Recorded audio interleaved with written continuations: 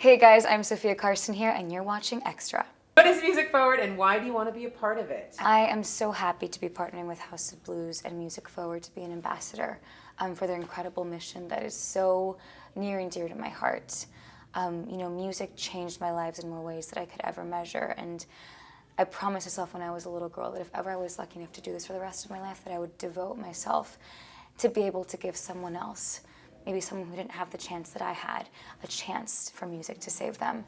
And that's exactly what Music Forward does. They are devoted to transforming the lives of students all around the country through the power of music. And they've devoted years and millions of dollars in scholarship and these incredible once-in-a-lifetime opportunities to truly transform lives through music. Why do you want to be a part of it as well? I would love to hear, I think you touched on it a little bit with, being a young woman of color and how to empower and just women, young women, and how your voice can help raise those younger women's voices. Absolutely. One of the greatest gifts that music in my career has given me is a voice. And it's the most important thing that I could do with my voice is if it even means that I can inspire one girl in some dark corner of the world and inspire her to believe that she can do and be anything that she sets her mind to, that she can even do the impossible despite what society has told her, then that is the greatest thing that I could ever do with my voice and with my music. And that is what I'm most grateful for and most passionate about, is this kind of beautiful gift that music has given me. So to be able to do that with this foundation is such a beautiful blessing. Can you tell us a little bit about the workshop you participated in today? So today we had a really exciting workshop called Bringing Down the House, which I love the title of. And it was connecting aspiring artists and students with experts in the field. Weirdly, I'm an expert. I'm definitely not. I'm just here to share a part of my story and my journey in any way that I could help these aspiring students. And it was so rewarding, and I probably took even more so than they did from this experience. I still am a student in a way, and I'm still learning and growing, and it's been such a magical journey to be able to share my experiences, my struggles, my successes with them, to help them in any way that I can is such a beautiful thing. And to hear, their fears, their excitements, whatever it is that is going through their minds, that I'm sure is going through mine as well, it's a beautiful thing that can connect us in a way. How crazy has it been joining Pretty Little Liars world and fandom? Joining Pretty Little Liars has been pretty perfect. It's been such a whirlwind, as the biggest fan of the show, such a fan. It's so incredible to be a part of that legacy and to continue, a franchise that is so beloved by so many. And it was a combination of incredibly exciting and terrifying a few weeks before it came out, because I really wanted to make sure that we were doing it justice and really doing a true ode to the beauty that was Pretty Little Liars. It's, goes down in history as one of the most beloved shows of our generation. And to see how people have embraced it and embraced my character, Ava. And every week I'm excited to see the episode and excited to hear people's reactions. And I feel so honored to be Ava, to tell her story, to be a part of Marlene King's incredible world. Is it nice to have Sasha and Janelle there from the original PLL series? Have they given you any help or advice? Sasha and Janelle are two of the humblest, kindest, and hardworking people I've had the pleasure of working with. And it's, it's still surreal whenever I share a scene with them, because to me they're forever Allison and Mona, like iconic. So I have to pinch myself sometimes where I'm like, oh my gosh, that's Allison and Mona. And they're also just so kind and respectful. And I always find that the more that I do this, the most successful people tend to be the humblest and hardest working, and it's the most beautiful example. Your character Ava, along with Caitlin and Dylan, are under microscope after Nolan's murder. Yes. What can you tease out about how they'll handle the heat, and can they trust each other? The world of Beacon Heights and the world of Ava, Dylan, and Caitlin is such a dark and twisted and mysterious and suspense-filled world, and is so incredibly layered.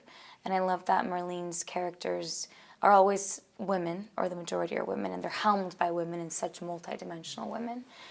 And, I love that we deal with the idea of perfectionism in this show and the extent that we're willing to go to in order to maintain this false idea of perfectionism. So much so the student is murdered, and now we're falsely accused of the murder.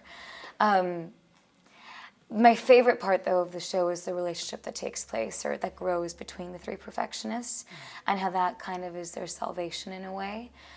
So you will get to see them learn to trust each other and learn the most valuable lesson of them all, and it is that we are the furthest things from perfect, nor should we ever strive to be perfect or pretend to be so, because it's such a scary and dark thing to do that. And instead to love and embrace our imperfections and love and embrace each other's imperfections. And it's a really beautiful thing that kind of you'll see evolve throughout the show. Sweet. Ava's dad has been on the run from the law, but she thinks he could be back. Is he, or is this a manipulation? Dun, dun, dun. I can't spoil that. Ava's story is so incredibly heartbreaking, and because of it is so incredibly inspiring. She's so broken and so vulnerable, which is what gives her such strength and is the reason she is the woman that she is. So yeah, in the last episode they teased that her father could potentially be back. He calls her his beautiful dreamer because Ava, as a little girl, was always fearless, and she wanted to follow her dreams fearlessly, and she is doing so despite her parents abandoning her. So I can't say if her father is back or not. It might be a tease, it might not be, but it definitely is a really exciting storyline that I can't wait to see how it develops. Tell us, if you can, what is in store for Evie and the team in Oh my Descendants gosh. 3? So I actually just watched Descendants 3 yesterday, and it was so magical to see. Evie changed my life, literally. The day that I got Evie was the day that I was able to wake up every single morning and do what I love for the rest of my life. So I am forever grateful to my blue-haired, brave girl. And I feel so honored to tell her story. So in Descendants 3, what I've always loved about the Descendants franchise is that it goes so much further than the music and the fairy tale and the incredible costumes and the magic behind it all. We tell a really meaningful and important story. And we stand for the outcast, and we stand for the kids who never fit in. And for the first time, there are protagonists, and there are heroes. And it's such an important thing to do because I was an outcast, I was the weirdo, and never felt that the heroes in the movies were the outcasts. And this time around, our message is almost political. And it is so of the times and such an important message that we all need to hear. And I can't wait for people to hear it. So that's what I'm probably most excited for, as well as the music. The music is just, it's phenomenal. How would you describe the new movie? Descendants 3 it's grand, it's epic, it's heartfelt, it's emotional. It's adventurous. It's a lot of adventure. It's all the things that you could imagine it will be. But I think it's going to be really emotional for a lot of us because it's the third chapter of a journey that meant so much to so many people. Tell us something about your upcoming new music and what you've been working on. Absolutely. I have spent so many days and nights over the last year in the studio, and it's one of my favorite places in the world to be. And I can't wait to share this music with the world. It's going to be a big year for music for me, which I'm really excited about. As soon as I wrapped my season, I just went right into music mode. And, I feel like the more that I do this, the more that I grow as an artist, the more that I know who I want to be as an artist and the stories that I want to share, and the more honest it feels. And I'm just so excited for the world to hear it, but there's going to be music coming sooner than you think. Want more extra? Hit the subscribe button and the bell and never miss a video.